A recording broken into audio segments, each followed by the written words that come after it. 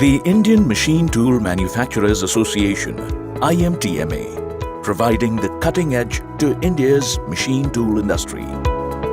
IMTMA was formed in 1946 with a vision of providing a one-stop impetus for the machine tool industry in India, spearheading India into the forefront of industrial revolution by providing a platform for symbiotic industry growth and innovation-led machine tool technologies.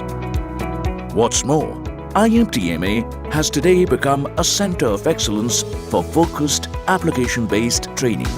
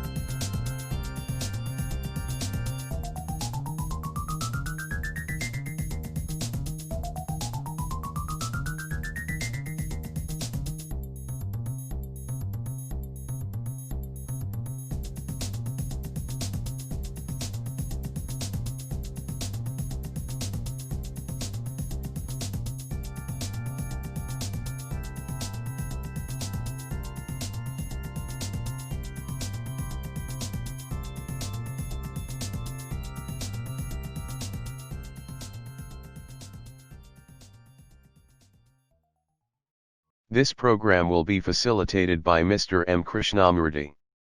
Mr. M. Krishnamurthy is the Senior Director of IMTMA Technology Center and an authorized training instructor with ASME, NY for delivering accredited ASME GD&T trainings. He has undergone advanced training in GD&T from ASME at Seattle, USA. He is a certified ASME GDTP senior professional after successful completion of senior level GDTP certification examination by ASME, USA. For over 28 years of his continued engineering practice in the industry, he has acquired astute expertise in the application and use of GD&T principles in CAD/CAM, high-precision CNC machining as well as conducting technical trainings. Welcome to this introduction session on geometric dimensioning and tolerancing. Let us move on to the subject. I'm sure GD&T is used across the organization as well as across the entire value chain in terms of customer on one side and the suppliers on the other side. That essentially highlights the importance of the topic. And before we proceed, yes, the various pictures and images are taken from a multitude of websites and others. So we advise not to copy. And fine. Let us move on. I'm sure all of you are working in manufacturing industries or engineering service providers engaged in various domains.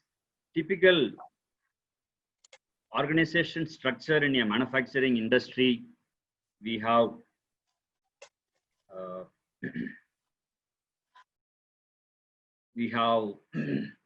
sales and marketing team who are interacting with your customers. And we have a design wing, or in some industries we call it as R&D department. Then comes the PED or manufacturing engineering, MED as the organizations name it. Then we have the production floor. Then we have the QA, assembly, dispatch, then service and support. Yeah. And why we are talking about this here? What is shared among these departments? How the information flow happens among these departments? So it is the engineering drawing, right, which is enabling the information flow amongst these departments. whether the engineering drawing, whether it is in hard copy, right, printed versions, or today we deal with number of CAD/CAM CAE tools in our organizations, yeah, irrespective of its nature, whether it is in soft form or hard form, engineering drawing is of paramount importance, conveying the designer's intent into to the manufacturing team or downstream applications, what we call normally. And to understand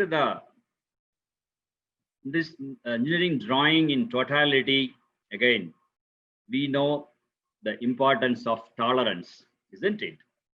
And to understand why tolerance is required, we all will agree upon, yes, in manufacturing, maintaining nominal dimensions is impossible because of the inherent errors in the manufacturing process, in the machine tools, or depending upon whether the process is the primary process or secondary process, like forging and casting, what we talk about primary processes, or machining process. Within machining, whether it is a roughing process, finishing process, etc., etc., right?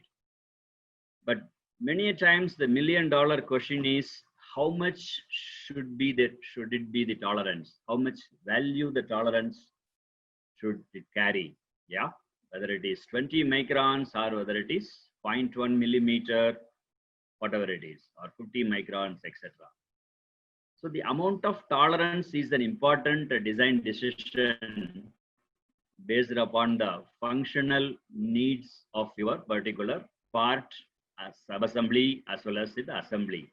As well as one more important consideration is about the requirement of interchangeability.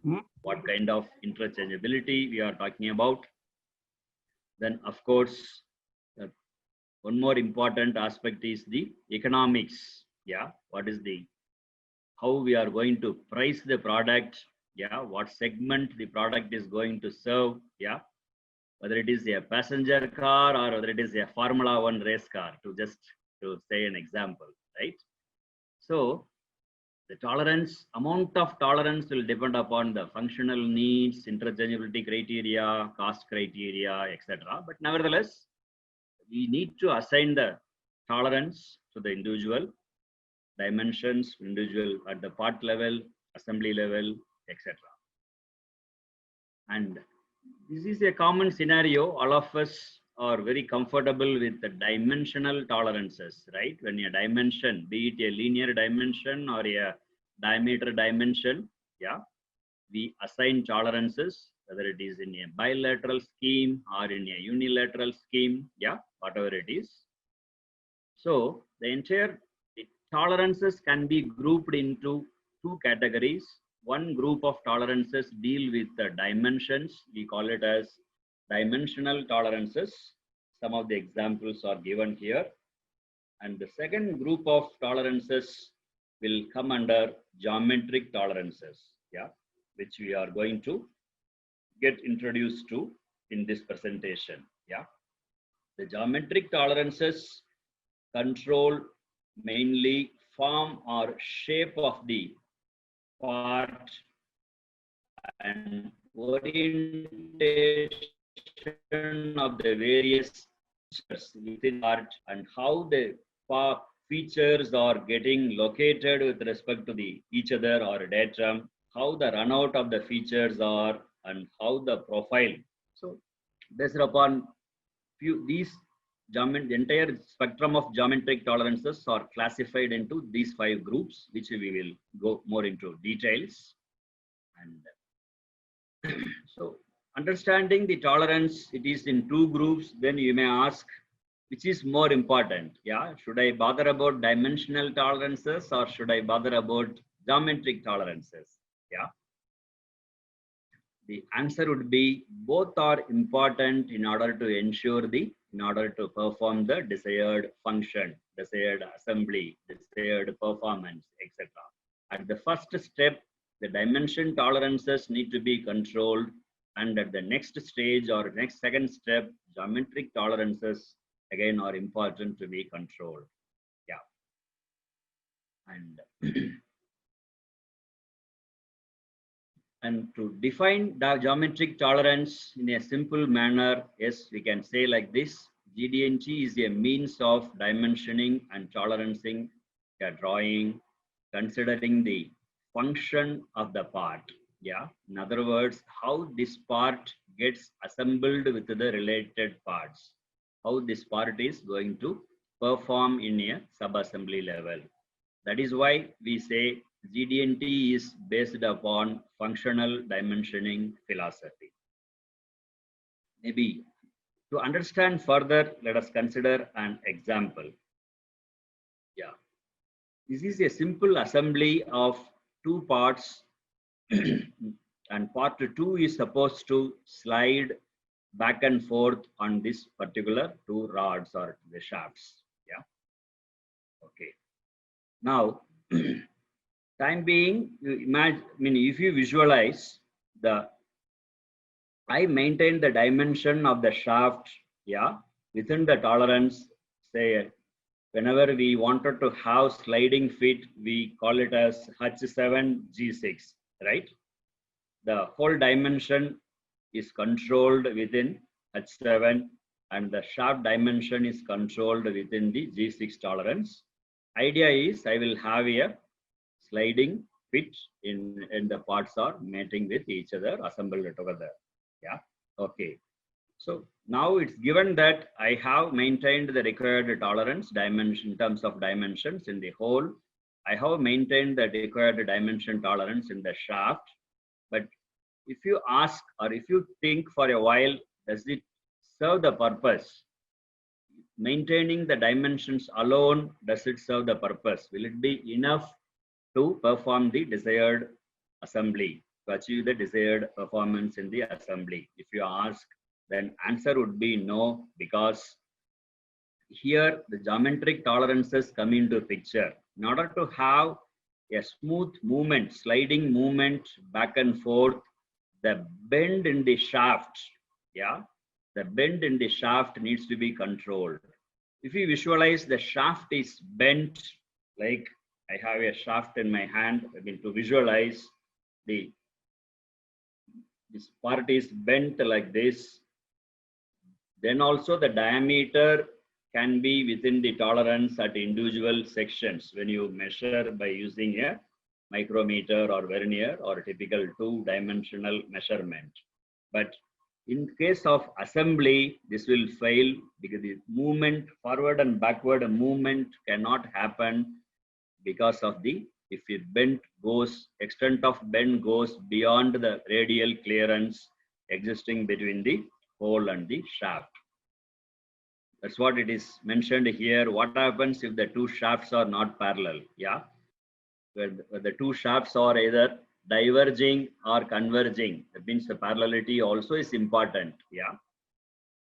So when the end function has to be performed as per the design intent, you have to control the form error in the part as well as the orientation error. Parallelism comes as a orientation error. That means in addition to dimensional tolerances, I am supposed to control, I am supposed to take care of some other parameters, few other characteristics, so that when it gets assembled properly, then it is performing the meaningful function as per my design logic.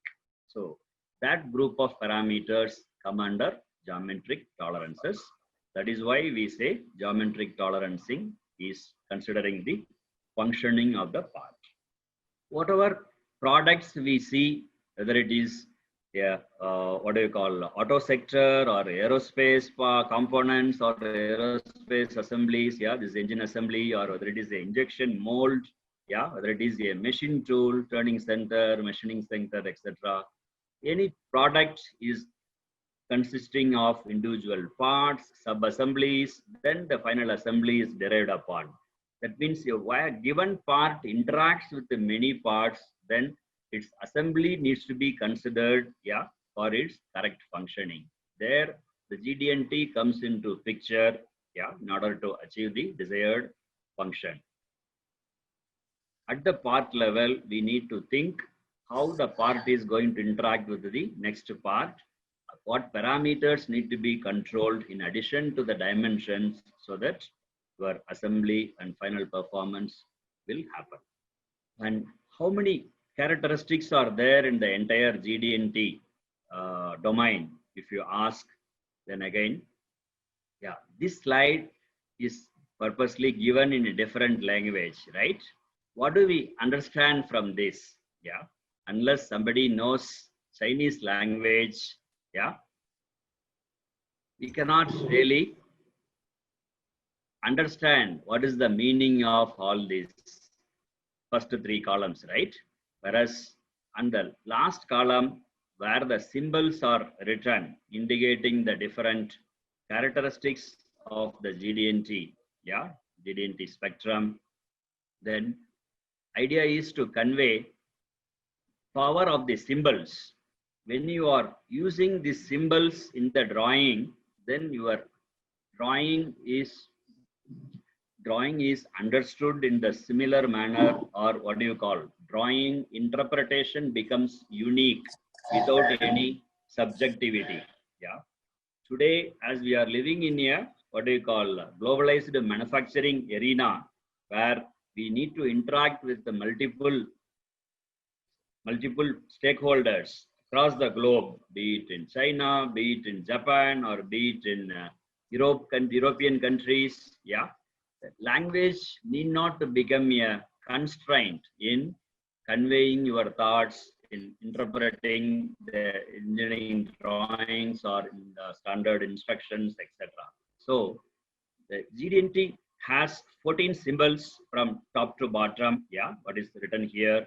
And when the drawing is used with these symbols, then the understanding becomes unique. As I said in the beginning, we deal with a number of stakeholders in our day-to-day interactions. Yeah, on one side, customer teams, or then again on the other side, suppliers and their chain of suppliers, tier 1, tier 2, etc. And within the organization, we have interdepartmental communication. Everywhere, the symbols convey the right meaning. That is the richness of the GD&T system. Yeah, and so there are in total 14 characteristics, and these 14 parameters are grouped into 5 groups: form, profile, orientation, runout, and the last one, location. Yeah. What is the basis of this grouping? Yeah. And the first 4 parameters are called as form group of parameters. Yeah. If you look at second column, they are written as form group of parameters. Yeah. Type of tolerance is form type. Then the rest of the 3 parameters like parallelism, perpendicularity, and angularity, they are grouped under orientation group of parameters. Then we have 3 parameters under the location group, then 2 in the runout, then again 2 in the profile.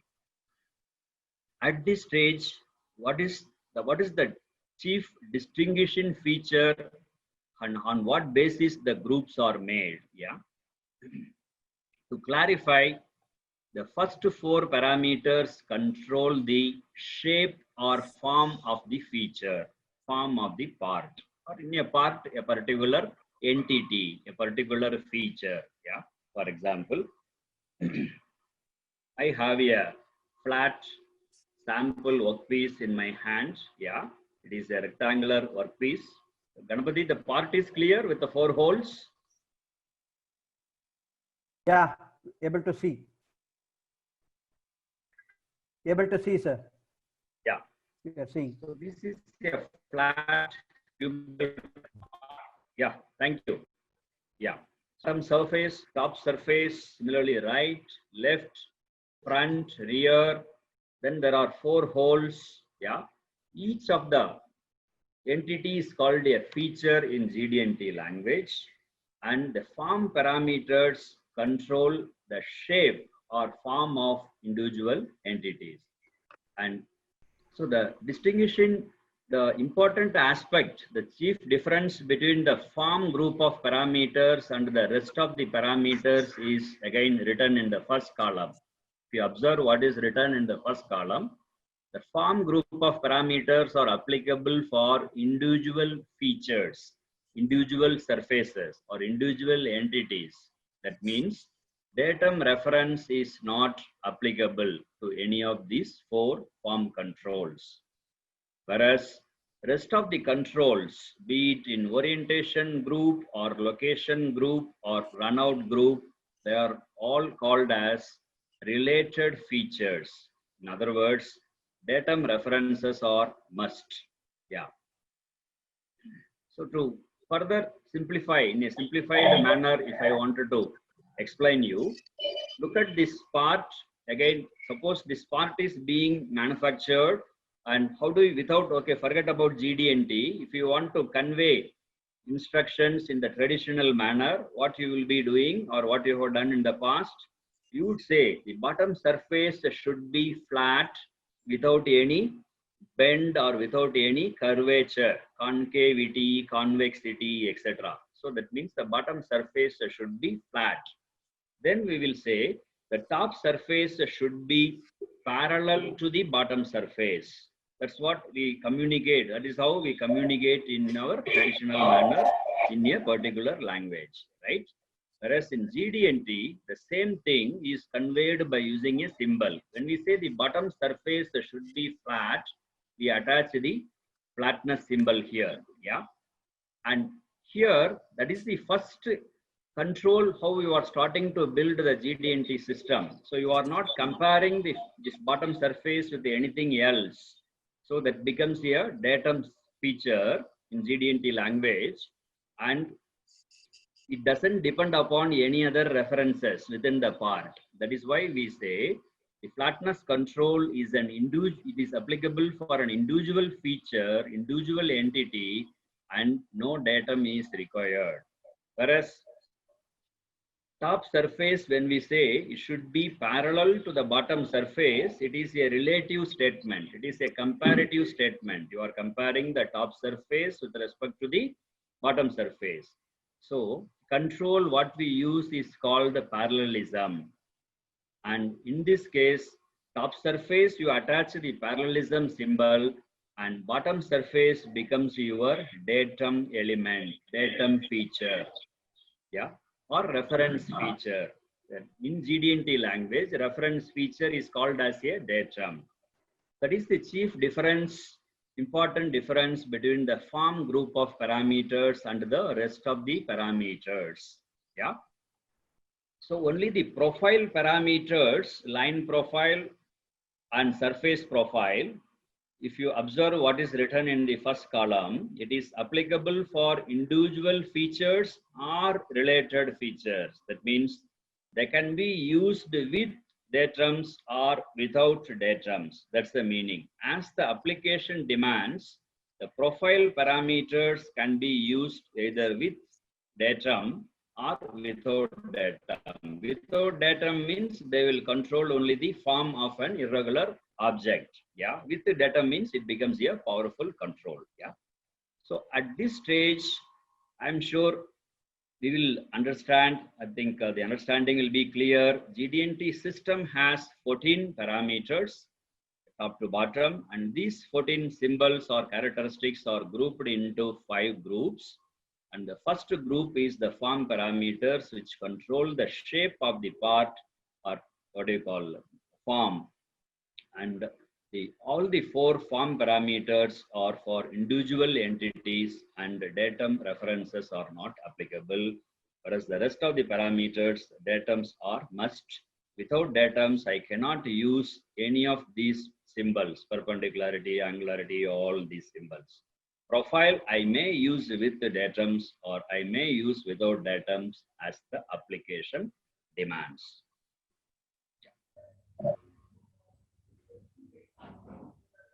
And what is the basis and who is the author of this entire, what do you call, GD&T language? The GD&T, whatever slide I have shown in the previous screen, is based upon ASME standards. The concerned number is ASME Y14.5. Yeah. The Y14 is the series of standards concerned with engineering drawings, 14.1, 14.4, 14.5, like that, whereas Y14.5 is with respect to geometric dimensioning and tolerancing. The first standard was released earlier in 1994. Even today, the ASME 1994 is the most popular standard. There was a revision in the year 2009, and recently there was a revision in 2018. When I say revisions, the fundamentals remain the same, and there are updations keep coming based upon the prevailing situation. Today, for example, we use CAD/CAM CAE a lot, and we call it as model-based definition, etc. Logic followed in the industries. So towards that, there are updations being done. Otherwise, the fundamentals remain the same, and that is why I have shown you the presentation earlier slide with the 14 symbols. Yeah. And in ISO, the standard is called as ISO 1101, which is nothing but in ISO system, it is called as GPS, Geometric Product Specifications. One more important aspect when we talk about the GD&T is how the symbol has to be mentioned in the drawing. Yeah, the symbol, I'm sure many of you have seen this kind of symbols in engineering drawings, and this entire thing is called FCF, feature control frame. Yeah, the feature control frame is nothing but the representation where the symbol is specified, the tolerance value is specified, as well as the datum reference frame, DRF in short. Datum reference frame is mentioned in a particular order. Yeah, so the entire thing is called as feature control frame as per GD&T language. And what has to be understood at this stage is the first box always contains the symbol, one of the 14 symbols what we have seen in the previous slide. The second box always contains the tolerance value, either in millimeters or in inches, based upon your original drawing input. And third box onwards, if there are third box onwards, third box, fourth box, fifth box, they will convey the information about the datums and the order of the datums. So depending upon the parameter you are using, control you are using, suppose if you are using a flatness control for controlling the flatness of this particular surface, then you know flatness is a form parameter, datums are not applicable. So your feature control frame will have only two boxes. The first box will contain flatness symbol. The second box will tell the value, say 0.1 millimeter or 0.05 millimeter, whatever it is, that's all. So depending upon the symbol to be used, your feature control frame may have two boxes or three boxes or four boxes or five boxes. All will depend upon what symbol you are using, where you are using, what needs to be controlled. Yeah. And whereas this remains the same, always the first box is reserved for symbol, second box is reserved for the tolerance value, and further boxes are reserved for indicating the datums in the particular order. That is why here what is written in the third box is called the primary datum. The next box, it is called the secondary datum, and the last one is tertiary datum. You may use any of the alphabets other than restrictions like I, O, L not to be used. Any other alphabet, there is no rule that always you should label as A, B, C in the same order. Yeah, all depends upon the designer's choice. But whatever written in the third box will always be the primary datum. whether the symbol, whether the alphabet is a D or E or X or R, S, T, whatever it is. Yeah, whatever written in the third box is your primary datum. Next one is your secondary datum, and the last one is your tertiary datum. So the order of the datums plays an important role in the GD&T system, since it establishes what you call datum reference frame. In other words, it establishes the coordinate system. Yeah, in CMM, if you are familiar with the operation methodology of a coordinate measuring machine, CMM as popularly called, yeah, we talk about a coordinate system, whereas in GD&T it is called as a datum reference frame. Yeah.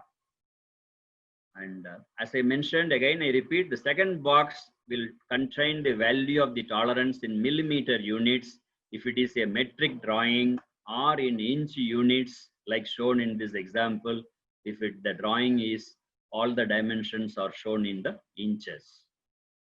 At this stage, that's the important aspect. Now we will move on to the form tolerances. We will discuss about the individual form parameters. And as we have seen earlier, form parameters control how far the shape is allowed to vary from the theoretically correct mathematical element. Now, in all these cases, you are comparing the geometry existing on your part, shape existing on your part with in straightness, you compare with a perfect straight line. In flatness, you compare with a flat plane. In circularity, you compare the geometry with a perfect circle. In cylindricity, you compare with a, what do you call, a hollow cylinder.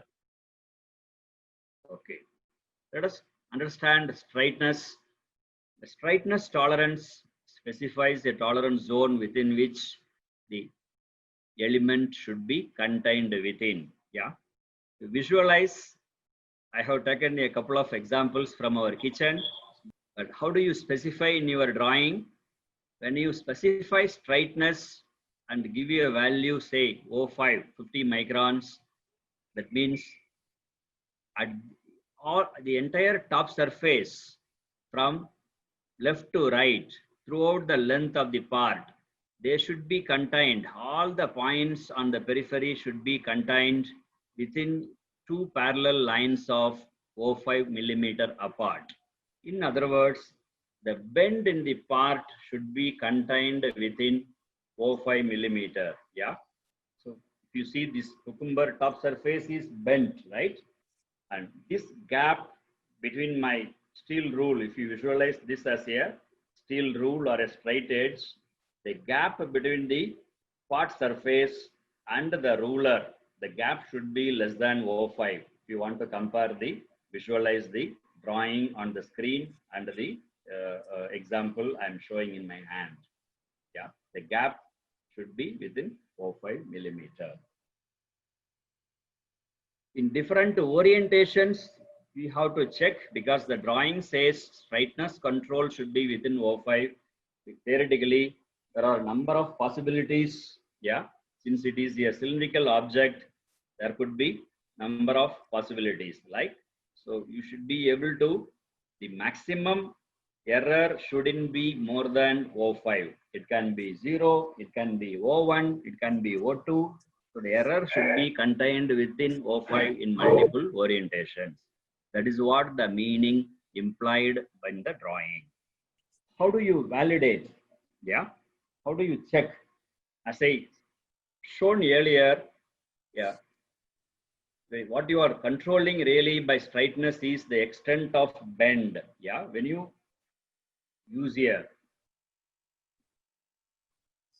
steel rule, yeah, you can visualize the extent of bend you are controlling, yeah, between the object and the ruler.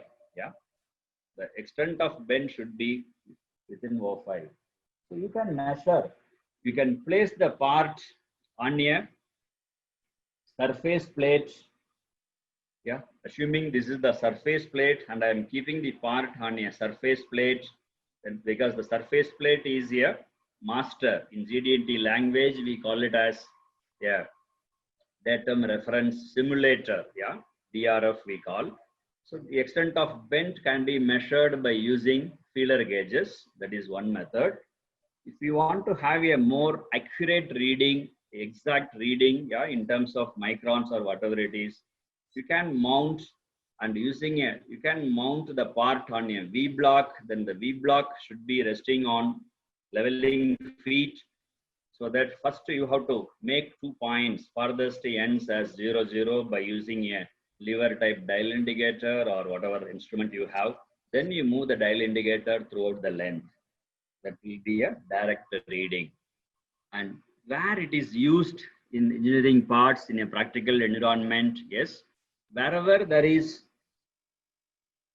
relative movement is there by using whereas a fit application, whether it is a sliding fit or a interference fit, all those areas you need to go for straightness control, because on the left hand side there is a machine tool spindle where all the areas wherever the bearing fitment is coming, yeah, then I need to control straightness.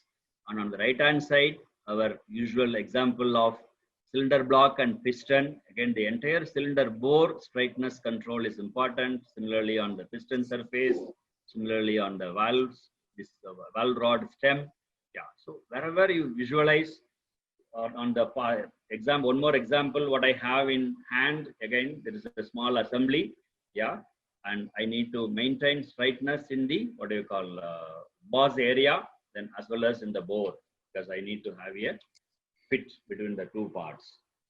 Then coming to the next form parameter, flatness. Flatness we call it as a 3-dimensional control, whereas straightness we call it as a 2-dimensional form control. Straightness is more usually applicable for cylindrical parts or even for conical parts, yeah. And we compare the actual geometry to a perfect straight line, yeah.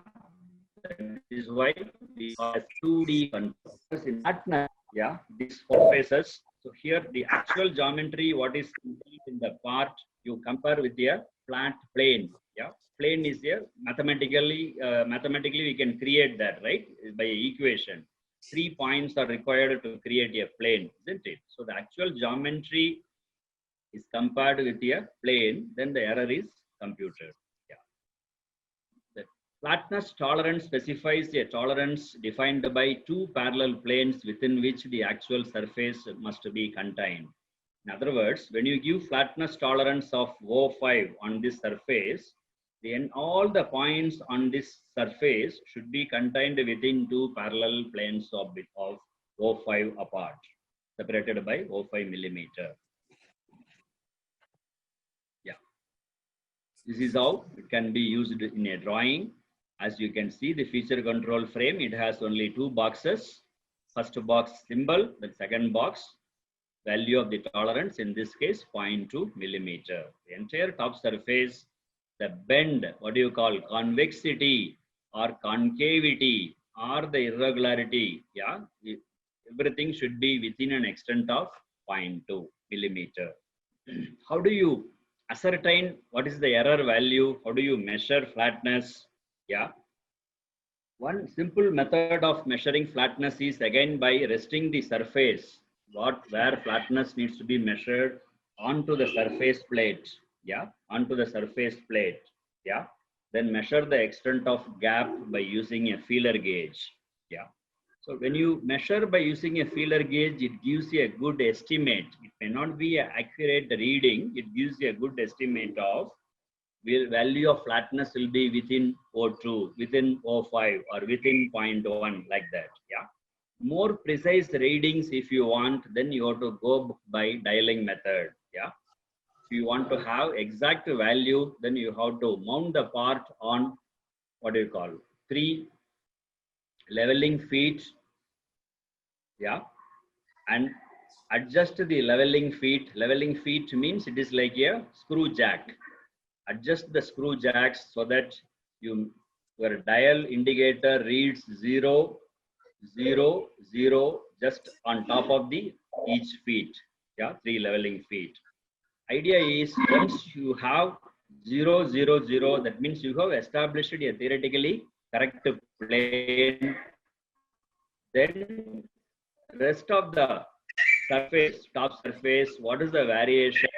You can quantify the variation by running the dial throughout the surface. That becomes a direct reading, but it requires adjustments. Yeah, it will take some time. One more option is we can use a coordinate measuring machine. Suppose you probe this is the surface you want to ascertain flatness. You take multiple points by using the touch probe available in the CMM. You can go for 8 points, 10 points, or any number of points. And CMM creates a best fitting plane which is close to all the points probed by using least squares method. Then it finds the distance of the farthest point from the best fitting plane and the other one side and the other side on the opposite side. The distance between the two is output as your flatness error. And where do you apply flatness control? Wherever your part gets assembled with the mating part, yeah. And you want to have sealing kind of applications. You would like to have leakage control. All those features you can apply what you call flatness control. Yeah. For example, this is showing a assembly of a what do you call gear pump. Then on the left hand side you are seeing cylinder blocks, yeah, as cast, yeah, before machining. Yeah, here the surface which is going to get assembled with the cylinder, what do you call cylinder head on the top. Then flatness control is crucial. So flatness control is an important one wherever you want to have leakage control or sealing application, we say, yeah, in assembly environment. Yeah. And when you are building GD&T logic in a new part, you identify the datum, and for the primary datum, if it is a planar surface, again you apply flatness control for the primary datum. This is called as qualification of datums. And the third form control is circularity, right? And circularity talks about along a cross section, yeah. For to visualize, yeah, I take a cross section of the cucumber, how it appears, yeah, in the cross section. How far the actual geometry varies from a perfect circle. Yeah, that is what the definition of circularity. It is also called as the roundness. Yeah, but as per the GD&T standard, circularity is the term. But in industries, we also use a term called roundness. Meaning is the same. And the entire actual geometry on the actual surface, actual periphery, yeah. Here all the points should be fitted within two circles. Visualize as if you are drawing a circle in AutoCAD, passing through all the high points, yeah, any three high points. Then you are offsetting the circle which is touching the innermost point.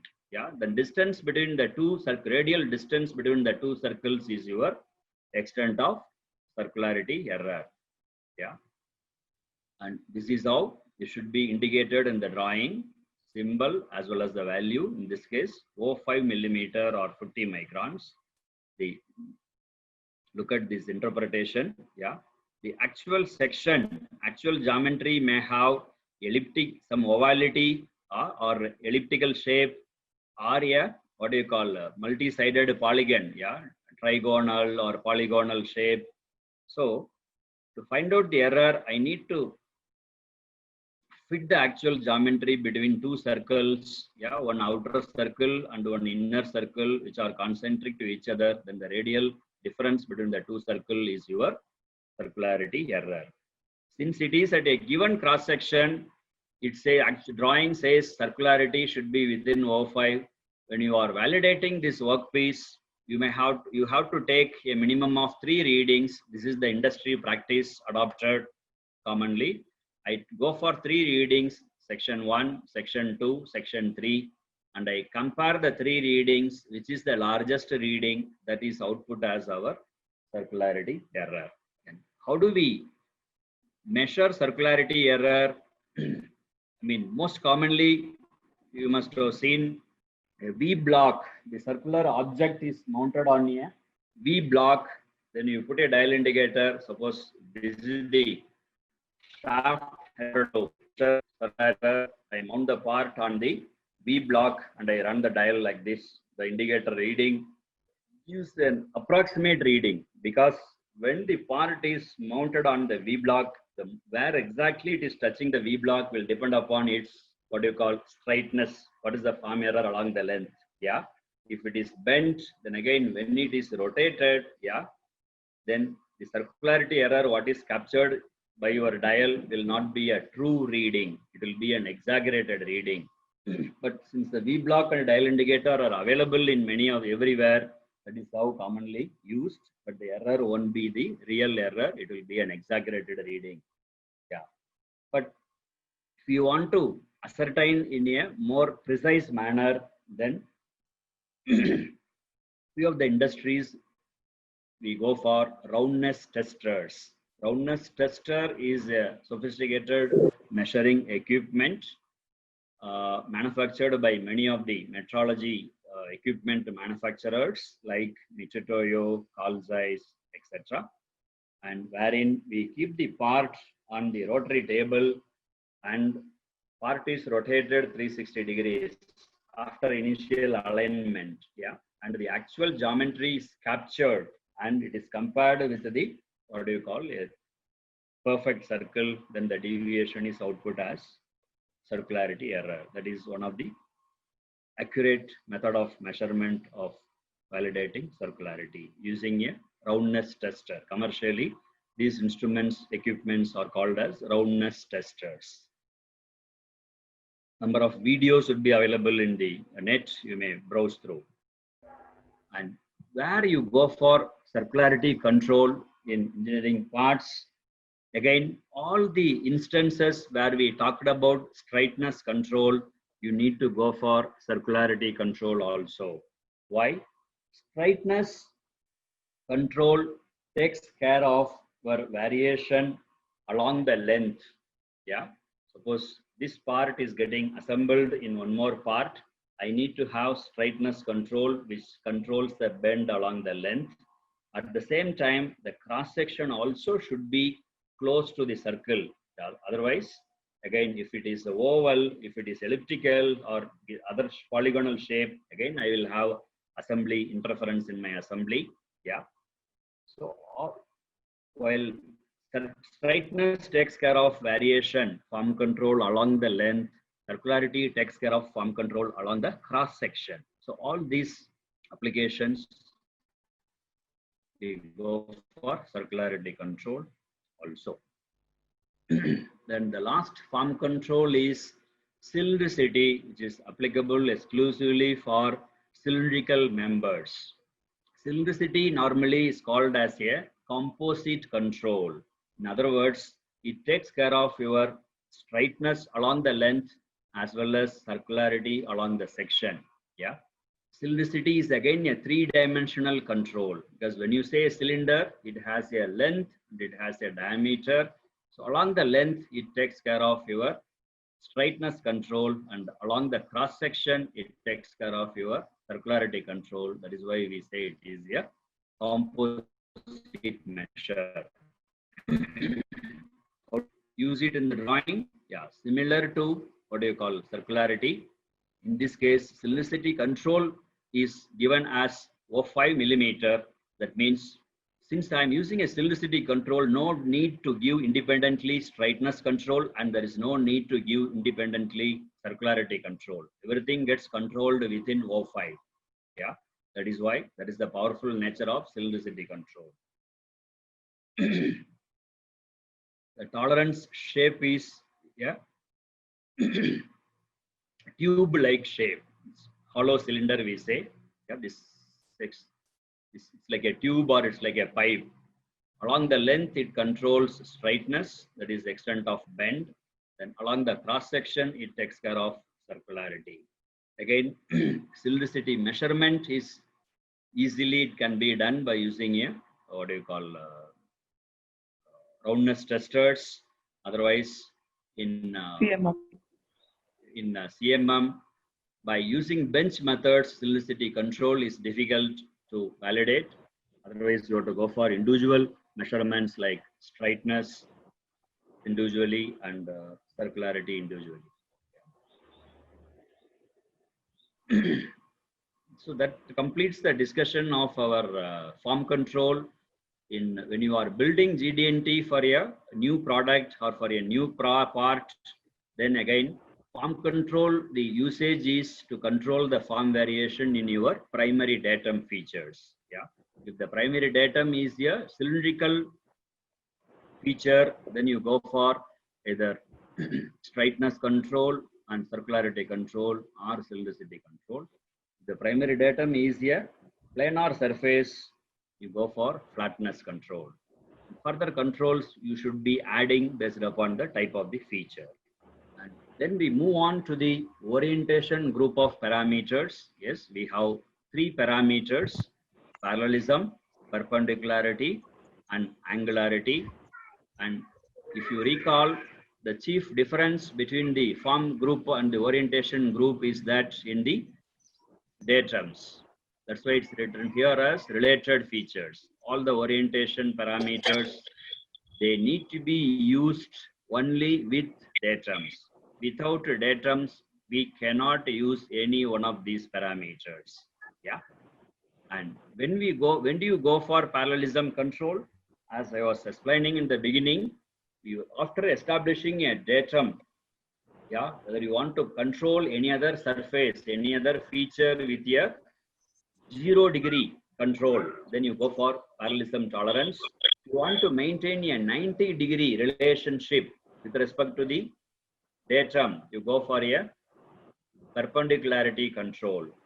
If your part has any other angle other than 0-degree and 90-degree, say 30-degree or 45-degree, etc., any other value, yeah, as per your design requirements, the control you have to use is angularity control. So the logic is the same across the 3 controls, across the 3 orientation controls. So depending upon the requirement, you can go for any of the 3 controls. One more important aspect to be noted here is all the 3 controls, the value of the tolerance is again millimeters only. Because in traditional drawings, so in all the 3 orientation controls, the value of the tolerance is in millimeters only. In traditional drawings, when we talk about 90-degree relationship, or when you talk about a 30-degree relationship, for example, in terms of degrees or minutes.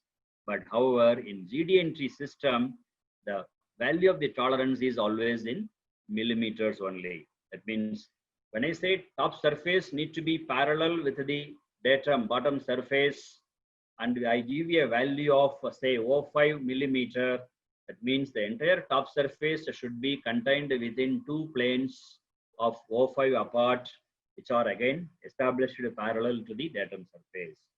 Same way, when I say perpendicularity within, then I give you a tolerance value of 0.5.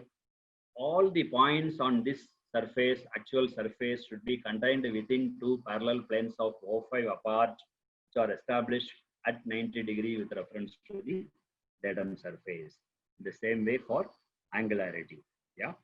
So for 0-degree relationship, parallelism, 90-degree relationship, perpendicularity control, any other value, you have to go for angularity control. So due to paucity of time, friends, we will not be able to go in detailed examples for each of these control. I will give you an overview. And coming to the location tolerances, I have three parameters as shown here. One is position control. Second one is concentricity or coaxiality control. Third one is the symmetry control. The position control, I am sure you must have come across in many of your drawings. Used for the majority of use of position control is for controlling the position of holes. When you have a single hole or multiple holes in a rectangular pattern or in a what do you call circular pattern, yeah, radial positioning we say. This is XY positioning. The position of the individual hole is controlled by using a position tolerance. We need to define a datum reference frame by using a primary, secondary and tertiary datum. Then with respect to the DRF, nothing but datum reference frame, the true position is established by using basic dimensions. The true position means what is the theoretically correct value. That means I'm a designer. I want to have this hole number 1 at 30 millimeter at X and 40 millimeter in Y from the datums. Then the 30 dimension and the 40 dimension, I call it as basic dimensions in GD&T language. And we represent by putting the basic dimensions inside a box, that is to differentiate between the rest of the dimensions and the basic dimensions. That is the representation as necessitated by the standard. Once I define the true position is like you are plotting in AutoCAD or SolidWorks. You are coming to the, you are making a point there at the distance of 30 millimeter and 40 millimeter. Yeah, that TP in GD&T language, it is called the TP. That means this is the TP now, for example. Yeah, and that represents the theoretically correct value where I should have the center of the hole or axis of the hole.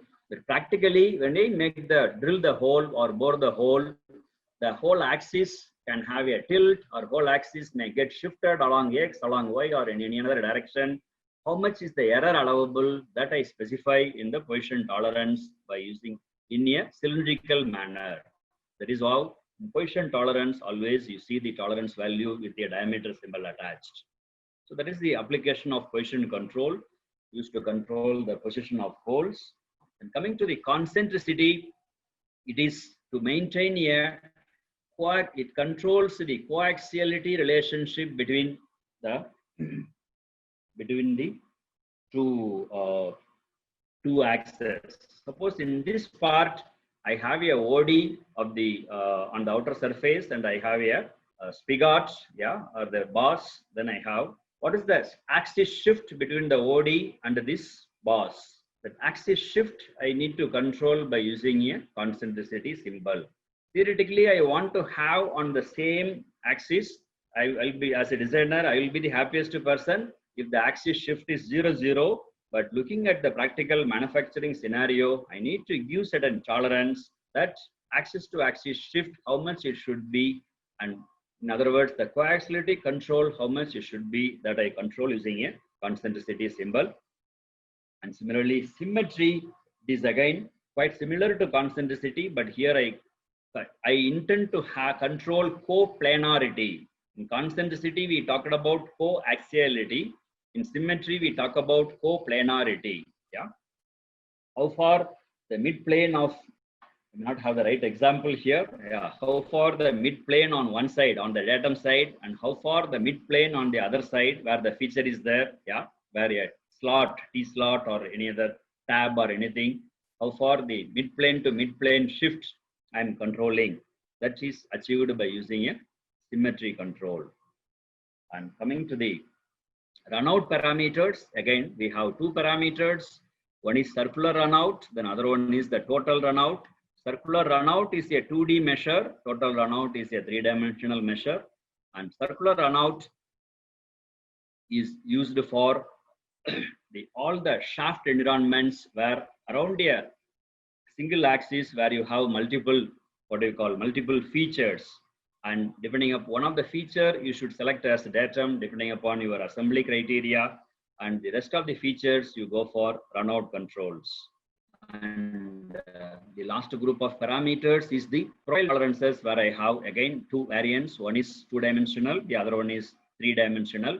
Profile of a line is again 2-dimensional, and profile of a surface is 3-dimensional. And where we go for profile controls, mainly wherever you want the profile or form available in your part, available in your feature, is of irregular in nature. When I say irregular, other than the usual forms like which are created by a straight line and a arc or circle. Yeah, many examples are available. Yeah, like you can visualize a spur gear or a cam profile on a camshaft of a your 4-wheeler or a 2-wheeler. Yeah, and in a spur gear, the profile remains the same across the cross section. The spur gear thickness is 12 millimeter. The profile remains the same across the entire depth. Yeah, Z direction. So such cases you can go for a profile of a line. That means there is no change in the other direction. Whereas this kind of complicated profile, the bonnet or rooftop or fenders, wherever it is, where it is a complete surface. Yeah, even the profile on the mouse, yeah, we go for profile of a surface. So yeah, in broad nature, we have seen the parameters. Yeah, of course, form parameters. I have gone little in depth, where I have shown you how to use, represent in the drawing, and how to measure, etc. And what is the advantage we derive by using a GD&T system in a drawing? Again, as we discussed, GD&T uses symbols instead of any letters, instead of any verbal statements. Yeah, in any particular language, GD&T uses a symbolic language to specify form, orientation, as well as location, and how the interrelationship of between the features. And GD&T ensures, GD&T proper usage will ensure again proper assembly, then improvement in quality and cost reduction finally. Then more importantly, the design intent is well communicated across the multiple, as I mentioned earlier, across multiple departments within the organization, as well as stakeholders across the entire value chain, right from customers on one end and suppliers on the other end. And right usage of GD&T will result in cost reduction, and it will ensure over design also. Yeah, it will ensure design and tolerance requirements are based upon actual function. So the over design is avoided, and usage of GD&T ensures interchangeability, uniformity, and universal understanding is provided using symbols instead of any words, vocabulary. To conclude, again, GD&T we need to use effectively to communicate the product specifications, so that the part drawn is the real part made in the in the manufacturing. In other words, you are using more and more CAD/CAM CAE tools, so we can rephrase as the part modeled is your part made in reality. So this gives, I hope this gives you a good intro about the need of GD&T, number one. Then how many parameters are there in the entire spectrum of GD&T, number two, and form parameters, where it has to be, where it have to be used, and how they have to be represented in the drawings, how they can be validated, etc. Yeah, and similarly, we need to go in depth to discuss about each of the parameters with application examples, with validation methodologies, etc.